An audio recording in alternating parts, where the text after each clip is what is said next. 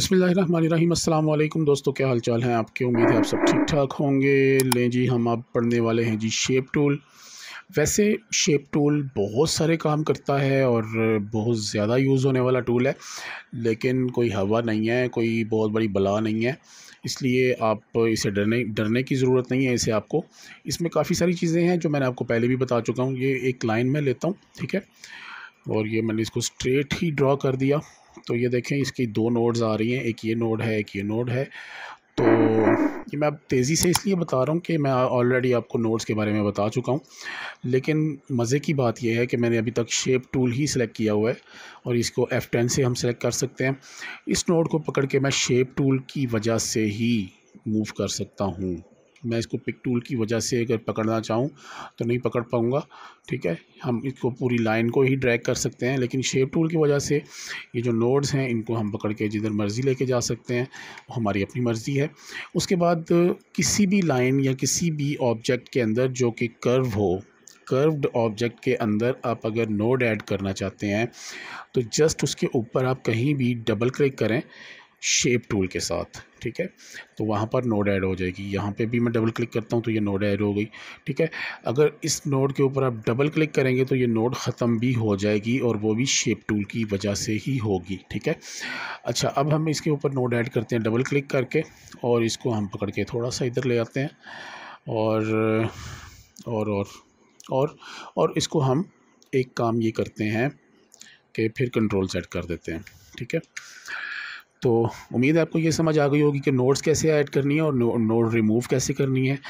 तो अब हम ये करते हैं कि अब हम इस पर नोड नहीं ऐड करते, हम जस्ट इसके ऊपर एक क्लिक करते हैं। डबल क्लिक करने से नोड आ जाएगी और जस्ट क्लिक करेंगे तो ये एक छोटा सा सर्कल आपको नज़र आ रहा है ब्लैक कलर का। इसका क्या मकसद है कि ये इस वक्त ये लाइन हमने सेलेक्ट कर ली है, ठीक है। तो अब सेलेक्ट करने के बाद क्या होगा, हम ये शेप टूल के साथ हमारे पास यहाँ पर एक टूल बार आ रहा है पूरा, और इसके अंदर कुछ टूल्स हैं। तो ये देखें, ये टूल है जी हमारा कन्वर्ट टू कर्व के लिए, ठीक है। तो ये लाइन को सेलेक्ट करने के बाद हम कन्वर्ट टू कर्व करेंगे, ठीक है। ये इसके अंदर दो ये हैंडल्स आ गए हैं, ये देखें, इनको टेंजेंट्स भी कहते हैं, लेकिन हम आम ज़ुबान में इसको हैंडल ही कहते हैं। तो ये हैंडल्स आ गए हैं इसके, ठीक है। कंट्रोल Z करते हैं, ये देखें, और ये किस वजह से आए हैं कि अब ये लाइन कर्व हो चुकी है, ठीक है।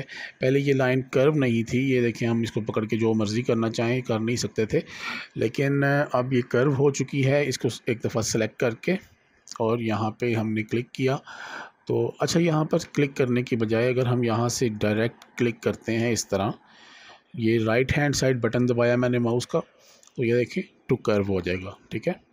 ले जी, ये हमारा कर्व हो गया। अब इसके साथ हम खेल सकते हैं और इसके अंदर हम इस दौरान एक नोड भी ऐड करते हैं डबल क्लिक करके, ठीक है। दो यहाँ पर दो हैंडल ये हो गए और दो हैंडल ये हो गए। अब देखें, मैं थोड़ा सा इसको हैंडल को छेड़ता हूँ तो ये देखें, ये दोनों साइड से ये छेड़ा जा रहा है, ठीक है। इसको मैं खींचता हूँ तो ये एक साइड से खींचा जा रहा है। इसका मतलब ये है कि ये इस वक्त स्मूथ हैंडल सेलेक्ट हो चुका है, ठीक है।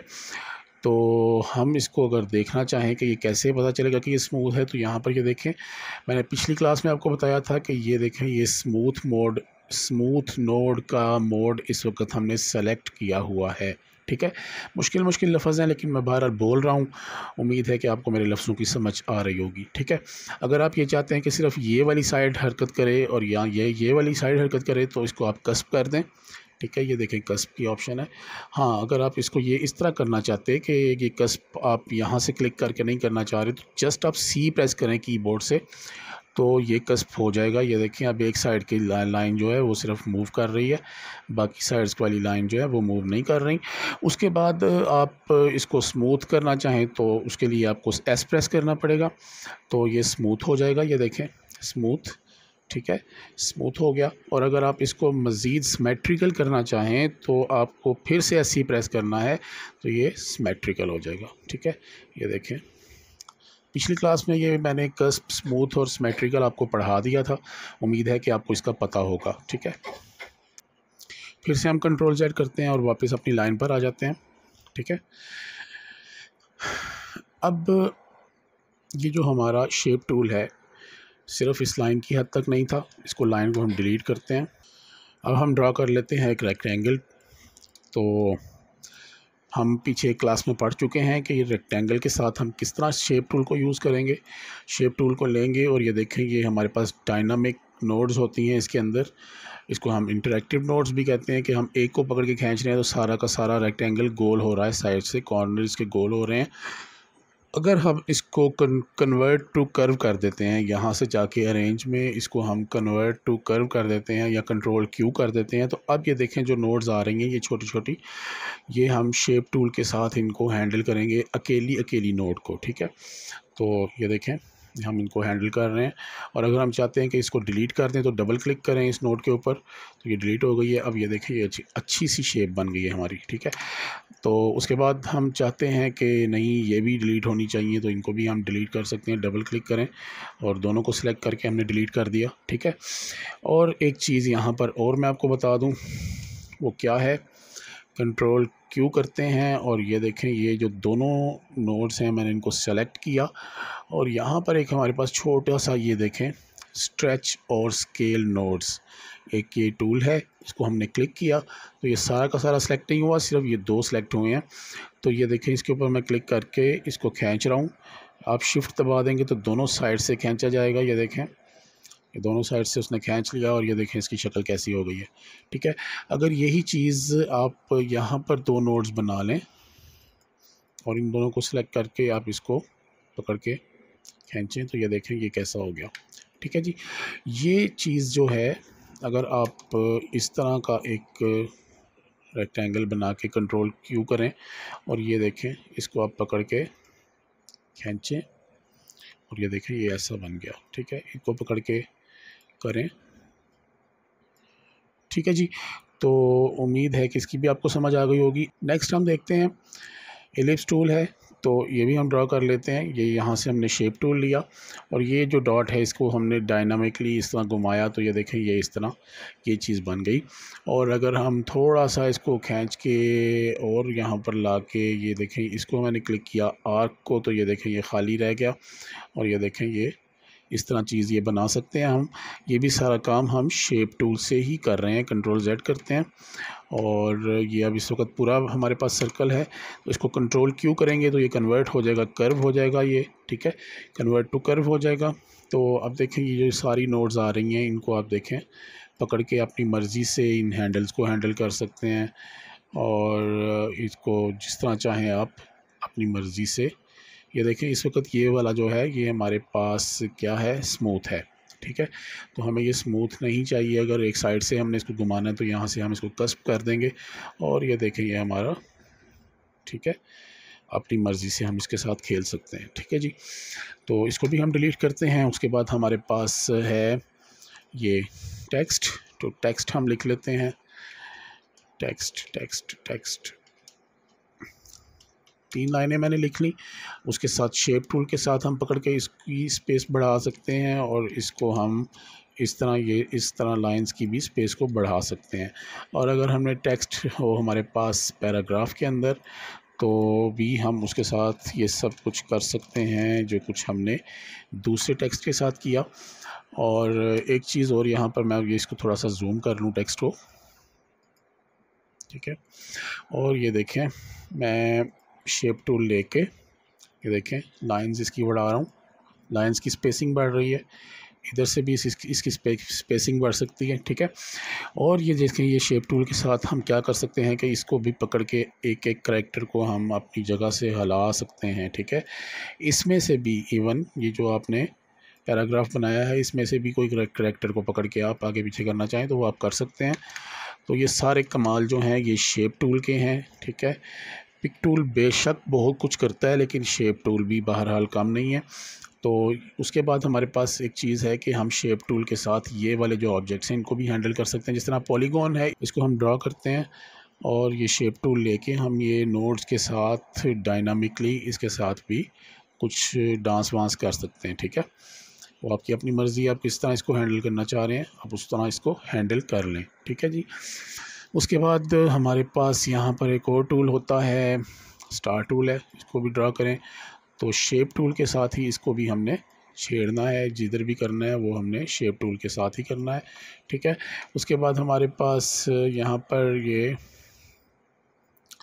कॉम्प्लेक्स स्टार है, ठीक है। इसके अंदर भी शेप टूल का बड़ा सा अमल दखल है। ये देखें, इसकी जो चीज़ें शेडिंग सेटिंग्स वगैरह हैं वो सारी हमने शेप टूल के साथ ही चेंज करनी होती हैं, ठीक है।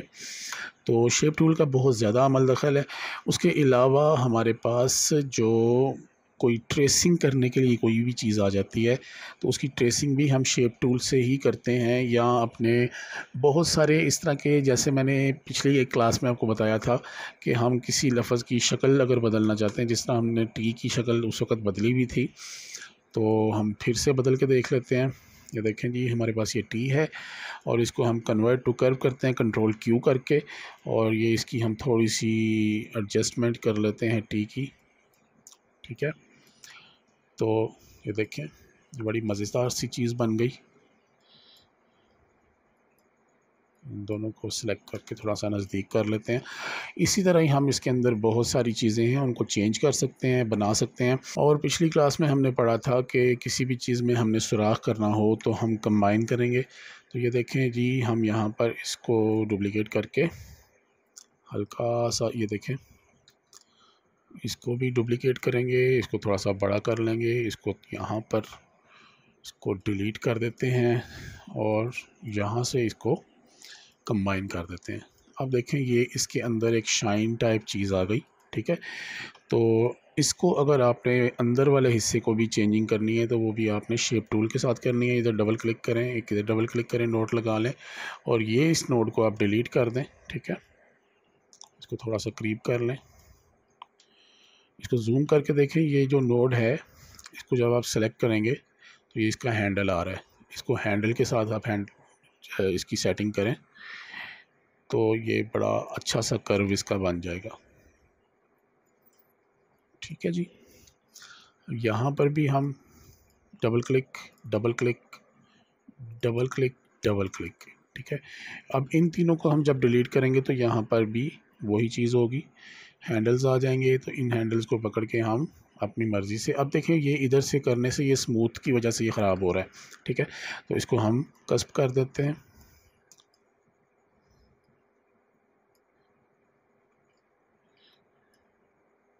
और इसको भी हम छोटा कर लेते हैं। ये बड़ा अच्छा सा कर्व बन गया, ठीक है जी। तो ये हमारा शेप टूल है जिसके साथ हमने इतना कुछ किया है, और मैंने आपको ये क्लास जल्दी जल्दी इसलिए पढ़ा दी है कि इसमें बहुत सारी चीज़ें मैं पहले करके दिखा चुका हूँ आपको। सिर्फ बताना मकसूद ये था कि शेप टूल के साथ आप क्या कुछ कर सकते हैं, ठीक है जी। अब यहाँ पर एक एंड पे चीज़ मैं आपको दिखा देता हूँ। जैसे ये चीज़ हमने इसके अंदर बनाई है तो इसको हम नोड्स को सेलेक्ट करके डिलीट करते हैं, देखें।